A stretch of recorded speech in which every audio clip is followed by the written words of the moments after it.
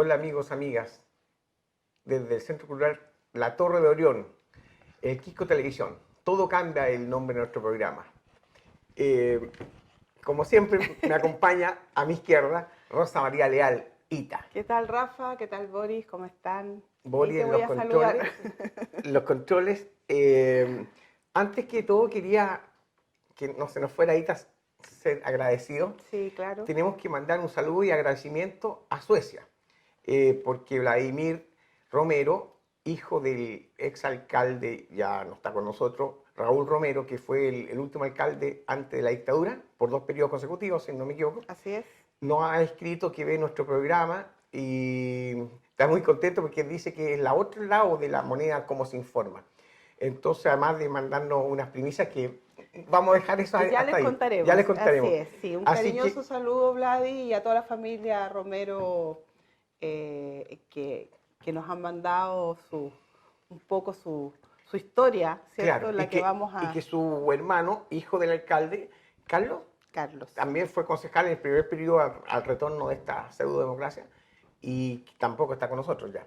Así es. Así que un saludo para la familia Romero, que en su mayoría están en Estocolmo, en Suecia. Bueno, entonces ahora presentamos, Ahora presentamos a nuestra ya, ella se llama invitada de lujo. Loreto Álvarez Villalón, profesora de lenguaje y literatura, máster de maestros, podríamos decir. Ha vivido toda la vida en la región de Valparaíso y en nuestra zona más de 12 años. Así que vamos a tocar en esta oportunidad un tema que nos atañe a todos, la educación y sobre todo la falta de matrícula aquí en nuestra comuna, que además en todo Chile, ojo, pero en nuestra comuna es que es lo que la realidad que estamos viviendo. Nuestra realidad provincial y del litoral principalmente, porque entiendo que en San Antonio no es tan dramático el asunto. Claro, hay más alternativas. Hay más opciones. Gracias por venir. Muchas gracias a ustedes por Loreto? invitarme. Un gusto que estés Es aquí. importante hablar de educación, sobre todo en este momento en que queremos pensar un nuevo Chile, una nueva sociedad a partir de esta Carta Magna de la Constitución. Cierto. Así que creo que no podemos dejar de lado la educación, tiene que ser centro de la discusión. Además que tú estás tanto en los dos lados del mesón, como profesora, docente, Claro. y como madre que Sí. manda a tu hijo al colegio. Claro, yo creo en la educación pública, he trabajado en la educación pública en los últimos 10 años y mi hija estudia en escuelas públicas, por lo tanto creo que me permite eso también enriquecer la mirada y poder ser un aporte desde ahí. Por supuesto. Claro que sí, porque no solamente desde la mirada, ¿cierto?, de la calidad de la educación y desde la mirada del educador, sino que también de lo que representa para una familia. Claro. Y en este caso, la falta de matrículas que hay, vamos a hablar en particular de la comuna del Quisco porque es la realidad que conozco, que sabemos que es la misma que existe en las comunas vecinas. Hay unas cifras que son abismantes, que son dramáticas y que uno se pregunta, ¿qué pasa? ¿Por qué este problema que es grave, que es la esencia de la esencia de la vida, no se ha abordado o no se le ha dado una solución? Estamos hablando de más de 1000 niños que están fuera del sistema escolar solo en esta comuna hoy en día. Claro, una cifra impresionante. Todo lo que tiene que ver con educación no se puede no mirar desde una perspectiva histórica. En algún minuto nuestra sociedad en los últimos 20 años, 30 años, ha apostado por una educación privada. Por lo tanto, se generó un vacío enorme en las escuelas públicas que hoy día se están revirtiendo producto de muchas situaciones. No solamente la migración, sino que también los problemas económicos de las familias que ya no pueden pagar estos colegios más caros. También la desconfianza, también el clasismo que surge de pensar que la educación pública es mala y es para personas pobres, entonces se va generando todo un vicio que es un proceso que se ha construido. O sea, de alguna manera en los últimos 30 años es el resultado de las decisiones que se han tomado en los últimos 30 años, a nivel político, a nivel social, y eso son las consecuencias que tenemos. O sea, lo que está pasando era evidente que iba a ocurrir. De hecho, yo hace 15 años en la universidad ya se discutía que esto era lo que iba a pasar y está pasando, o sea, en realidad no es ajeno. Lo que pasa es que para las personas les pilla esto como un balde de agua fría, las personas que están como desde fuera, digamos. pero es parte de la problemática que existe y lo complejo que es, porque finalmente las decisiones de aumento de matrícula, aumento de cupo, inversión en educación, que serían en este caso los líderes políticos, locales o nacionales o regionales o provinciales, en fin, en sus distintas esferas, tienen también una mirada económica. Entonces finalmente para ellos es un costo, es un gasto, prefieren gastar el dinero quizás en otras necesidades que ellos ven más urgentes, pero acarrea y trae como consecuencia todos estos problemas. Claro, y si miramos esto, como dices tú, del término que es inversión, la educación, como algún ministro dijo que era un negocio de inversión. Claro. Entonces, aquí en la comuna, como estamos hablando del tema de la comuna, hay 6 colegios, 4 municipalizados, 2 que son subvencionados, particulares subvencionados. Pero de los 6, solamente 2 colegios tienen estudios completos, se podría llamar desde primero básico o kinder hasta cuarto medio. Claro. Entonces, ¿qué sucede? Que los otros 4, el que egresa de octavo o de sexto básico, dependiendo del colegio, el Quisco, inmediatamente ya no tiene cupo, porque tanto el colegio El Alba como Clara Solovera tienen para atender a sus propios alumnos. A sus propios egresados. Entonces, claro, y yo, de acuerdo a lo que hablamos de la página del sistema de admisión escolar, el colegio Clara Solovera, 41 vacantes tenía para primero medio y había 123 postulantes. Y el otro que tiene también cuarto medio, el colegio El Alba, tiene 3 vacantes, porque atiende a sus propios alumnos que vienen de ahí, y tiene 106 postulantes. Claro. Entonces, ¿dónde quedan los otros 4 establecimientos? ¿A dónde van? A 30 kilómetros a estudiar de su casa, con lo que acarrea socialmente los problemas para los padres. Claro. Entonces no se invirtió. No se invirtió porque todos estos colegios, lo normal debe ser que tuviese hasta cuarto medio. Y con la migración que hubo más acá, pero no solamente la migración interna, para no que lo veamos con color, por favor. En 20 años creció 100% la población aquí en la comuna.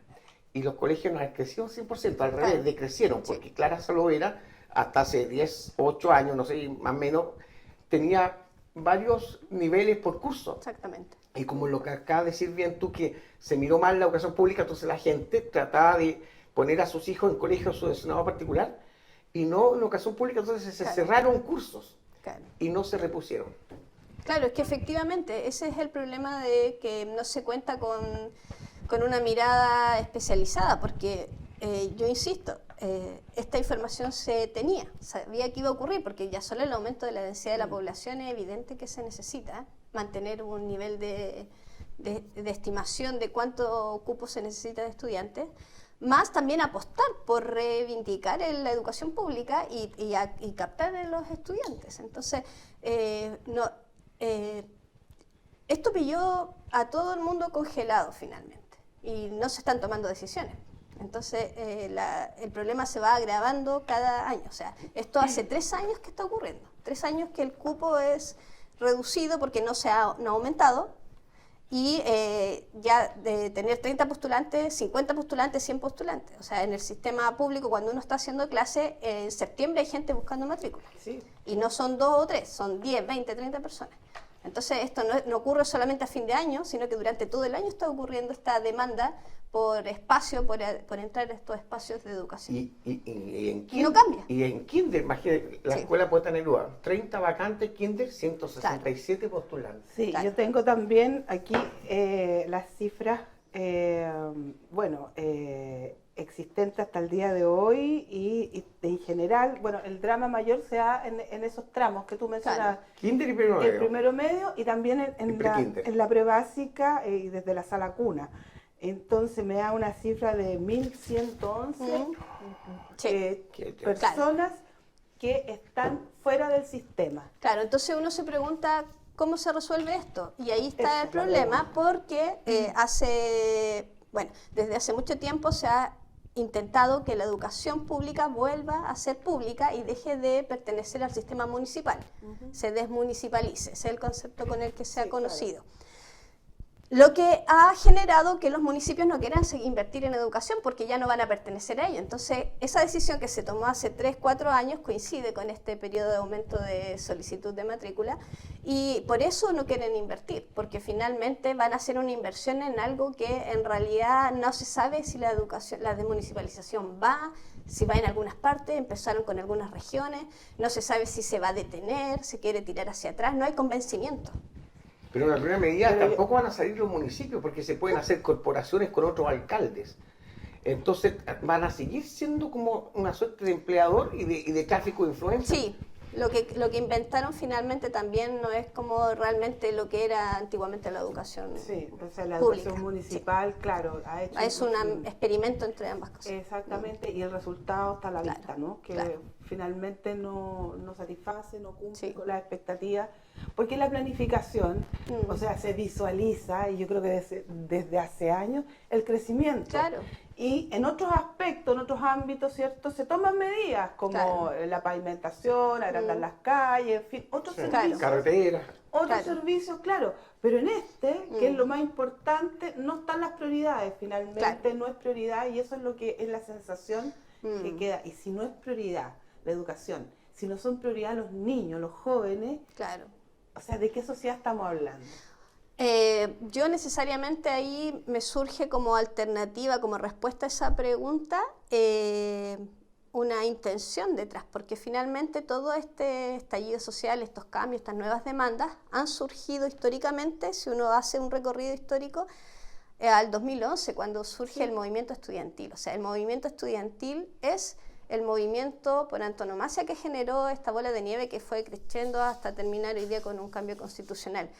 No me parecería extraño, y también lo he vivido como experiencia personal, como docente en un colegio municipal, el que se critica también la educación como un espacio de peligro, como un espacio donde se está politizando a la sociedad, donde en realidad hay que volver a ser todos ordenados y tranquilos y que nadie diga nada. Entonces yo también pienso que mucho de esto tiene que ver con que, claro, no quieren invertir porque es más fácil pensar en que los recursos se gastan en otra cosa, pero también creo que no quieren invertir porque también educación significa una transformación profunda en la sociedad, una toma de conciencia, una mirada diferente sobre la realidad que estamos viviendo, y creo que también es un intento, desde mi perspectiva lo leo así, como un intento de mantener una especie de control, de que subyace el control. Y eso de mantener, a raíz de tu experiencia de más de 15 años docente y que has estado tanto en la educación municipalizada como en la educación privada subvencionada. Sí, subvencionada, claro. ¿Qué experiencia tiene? ¿Debiera seguir la subvencionada en particular a tu Yo creo que no debiera existir porque finalmente crea una falsa sensación de clasismo, que es como en el fondo el problema que tiene nuestra sociedad se ha incrementado una suerte de arribismo, de cómo no pertenezco, como este concepto de la pobreza es algo malo, lleno de vicios, y solamente hay una clase a la que hay que aspirar. Entonces yo siento que es parte de ese discurso falso, que no te permite reconocerte con tu identidad, claro, tus y además, orígenes. justamente, aparte de eso, que es súper importante, que finalmente, ¿cierto?, segrega, genera inequidad, no ha sido respuesta tampoco en la calidad. No.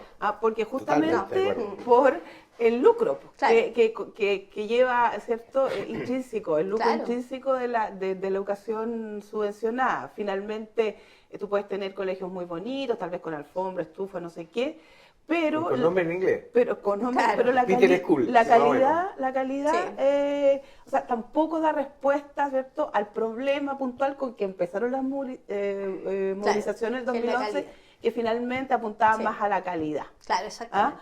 Y ahora se suma a la calidad, la cantidad, porque también es un problema, ¿cierto?, de no inversión, como dices tú, en infraestructura escolar y en general en poder otorgar lo mínimo que yo creo que un Estado puede, ¿cierto?, ofrecerle a su juventud, la posibilidad de formarse, la posibilidad de educarse y educarse bajo la perspectiva, ¿cierto?, de un espíritu crítico de un sistema. Claro, porque en el fondo cuando uno dice inversión no se refiere solamente a infraestructura, que es el error.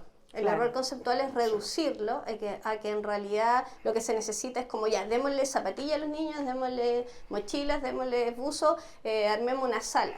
si finalmente la educación no pasa por eso. La educación tiene que ver con generar un interés por conocer, una necesidad por cultivar su espíritu, la mente, el intelecto, las emociones, por conocer a los otros, por interactuar. Eso es educación.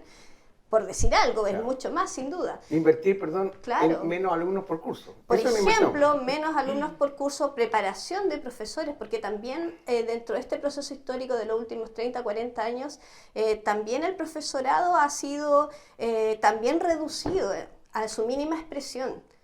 Y lo que ha empezado a surgir últimamente ha sido en el fondo la necesidad de mantenerse cohesionado bajo las demandas gremiales, pero en realidad la gran pelea es lo pedagógico, es volver a luchar por qué queremos construir como sociedad. Y eso es una mirada social, pedagógica. Sí, absolutamente. Entonces, también la inversión o la formación que se necesita es capacitar, perfeccionar, educar a los profesores con otros niveles. Por ejemplo, en ningún colegio donde yo he estado, las bibliotecas están abiertas. Las bibliotecas son lugares cerrados. No son públicos, los alumnos no van a ese lugar. Sé. Las abren cuando pueden en algunos recreos, no hay nadie que esté a cargo. Y gente Entonces, que no es preparada, yo conocí no, porque es como el profesor que está castigado o la señora que está a punto de jubilar, o sea, es realmente muy brutal, es muy, o sea, visto pedagógicamente, y yo como profesora de literatura lo encuentro así que, o sea, ese es el centro neurálgico de la escuela. Pero se lo mandaban de castigo a veces a la biblioteca, yo recuerdo. A los estudiantes, Sí, debía ser un premio, claro, ¿cierto? De castigo. Entonces, pero parte por los no hay. profesores. Yo hago una crítica acá, no importa no quemarme. Aquí yo no he visto ningún profesor, o si es que uno por ahí, que vaya a los eventos, a la Casa Museo en el U, a los eventos culturales, pero así es una pachanga con chichi chancho, van todos. A eso me refiero yo con reducción al mínimo. Entonces es increíble, uno dice, pero ¿cómo no van al lanzamiento de libros, a obras de teatro? A mí me llama la atención. Sí, no, yo por eso digo que se ha reducido al mínimo, por eso digo que también es un proceso histórico y social. O sea, durante 40 años también yo lo veo, lamentablemente, con una gran cantidad de profesores que no leen, y que su discurso con los alumnos, lo he escuchado de profesores de mi hija, que es como, niño, es súper importante leer. Yo sé que es fome, pero es importante leer. Y yo digo, Ay, qué bien. entonces, y estoy hablando de profesores de 30 años, o sea, tampoco es un tema generacional. O sea, en realidad el problema... ¿De 30 años de experiencia? No, de 30 años joven, de edad. joven. O sea, gente Ah, joven que uno diría, los nuevos profesores, claro, no es para generalizar, Sí, sí, sí. obviamente, pero en Claro. el fondo es una experiencia que yo he constatado porque la he escuchado. Y de la malla curricular, ¿qué sacarías tú y qué pondrías? Yoga, no sé, se me ocurre. Ya, lo que pasa es que eso es un aspecto súper importante de lo que es el currículum. El currículum ha sufrido transformaciones. Voy a tratar de simplificarlo. En el Ministerio de Educación hay áreas, hay departamentos de gente que está en boga, con claro conocimiento sobre las nuevas tendencias en educación, muy a la par con lo que está pasando en Europa, en Estados Unidos, con modelos de pensando que la sociedad tiene que cambiar y que la educación es la clave. Pero esa gente son pequeños departamentos. Por ejemplo, la red de maestros, que son, no sé, 1.500, 2.000 profesores en Chile, está dirigido por 2 personas en una oficinita con 2 personas. Y ellos son los que están impulsando esto de detrás y llevan 10, 20 años tratando de que se reconozca que hay un perfil de profesores que en realidad tienen otros intereses y no solamente alcanzar puestos directivos, que hay otras ambiciones, otras necesidades. Para poner un ejemplo, y lo mismo pasa con el currículum, pero los currículums funcionan independientes, depende de las áreas. Por ejemplo, la asignatura de lenguaje y comunicación es una área que desde mi perspectiva crítica ha tomado temas súper importantes, ha tomado el tema de género, ha tomado el tema de las desigualdades, ha tomado el tema de las diversidades sexuales y está en el currículum. Entonces es un currículum enriquecido, rico. Está tomando el tema de los manejos de la publicidad, está tomando temas políticos, o sea, en segundo medio hay una unidad sobre exilio y la literatura que se escribe en exilio. Impensable 10 años atrás. Entonces, pero por ejemplo, si vamos al currículum de historia, lo que he conversado con colegas de historia es que ese currículum es como, no tiene la misma orientación ideológica, no va para el mismo camino. Filosofía ni decir, está como hace 40, 50 años atrás. Entonces, funcionan distintos los currículums. Entonces, en el fondo es un problema porque como no hay una apuesta de país hacia donde queremos ir, exacto, eso te iba a cada área que ha construido estos currículums tiene sus propias intenciones. ¿Qué es lo que pasó en los últimos años? Se tomó el currículum y se entregó a las universidades en estos negocios de lucrativos. Entonces la Universidad Católica creo que es la que tiene hoy día el currículum. Entonces ellos como Universidad Católica, con sus claras orientaciones e intereses, están modificando los currículums. Creo que ya Exilio duró 1 año y lo sacaron, no estoy segura.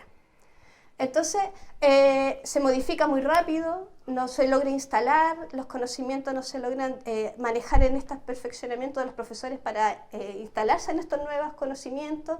Entonces, claro, hay gente que está tratando de hacer cambios profundos, pero hay todo un sistema que está mirando para el otro lado y se genera este no diálogo.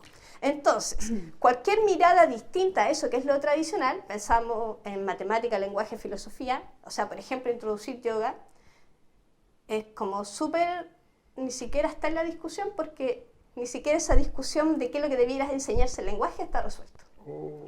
El lenguaje, desde séptimo a cuarto medio tenemos 3 programas curriculares diferentes hechos por entidades distintas con objetivos diferentes y no dialogan entre sí.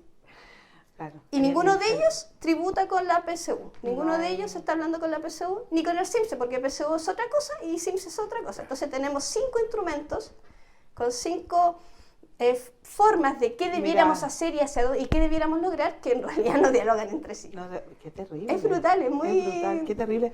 Chuta. Entenderlo así es muy loco.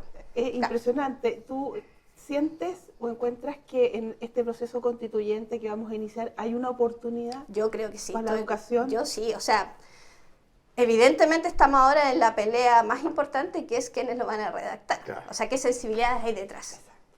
Que se logren instalar las sensibilidades que representen en el fondo. Pero también siento que choca con la realidad de que yo no dudo de que hay personas que de verdad quieren ellos hacer cambios en educación, pero hay un temor intrínseco que es la herencia de la dictadura finalmente. Hay temor en educación.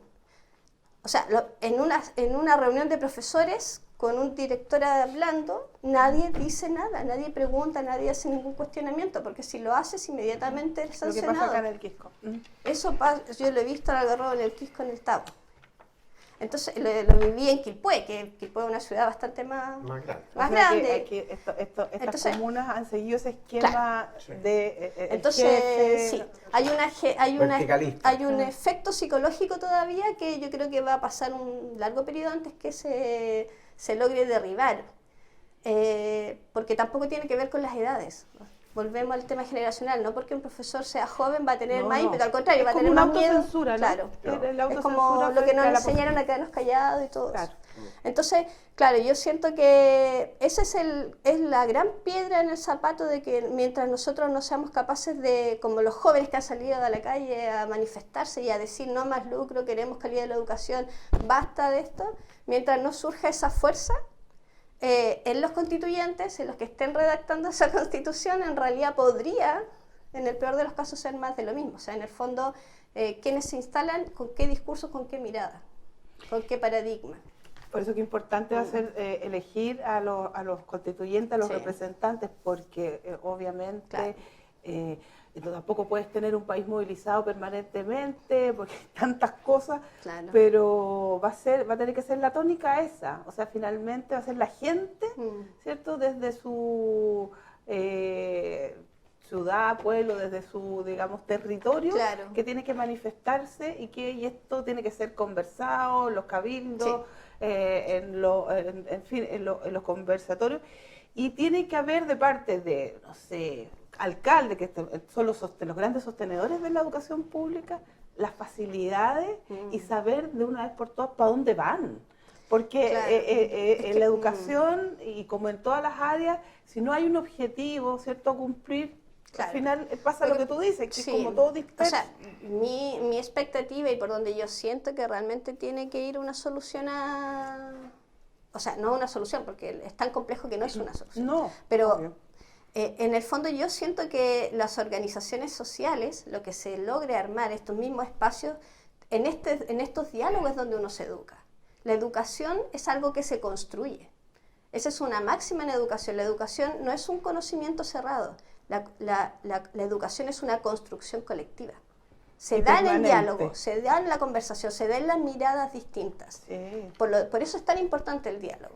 Oye, a propósito de mirada, dos preguntas. ¿Debería eliminarse el Simpson?